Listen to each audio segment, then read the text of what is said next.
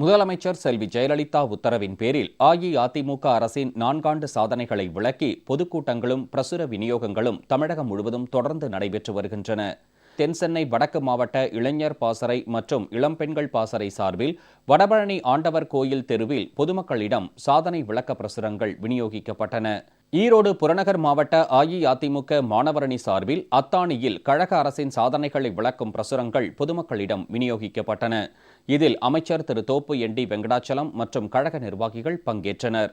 திருவள்ளூர் மேற்கு மாவட்ட கழகம் சார்பில் கும்மிடிப்பூண்டியில் நடைபெற்ற சாதனை விளக்க பொதுக்கூட்டத்தில் அமைச்சர்கள் திரு பி.வி. ரமணா, திரு எஸ். அப்துல் ரஹீம் உள்ளிட்டோர் பங்கேற்றனர்.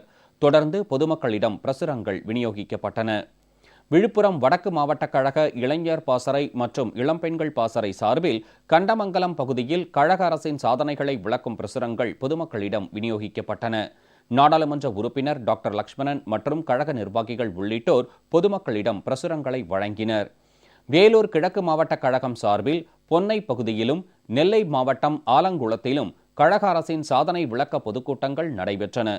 சேலம் புறநகர் மாவட்ட ஜெயலலிதா பேரவை சார்பில் மல்லூர் உள்ளிட்ட பகுதிகளில் அஇஅதிமுக அரசின் 4 சாதனைகளை விளக்கும் பிரசுரங்கள் பொதுமக்களிடம் விநியோகிக்கப்பட்டன.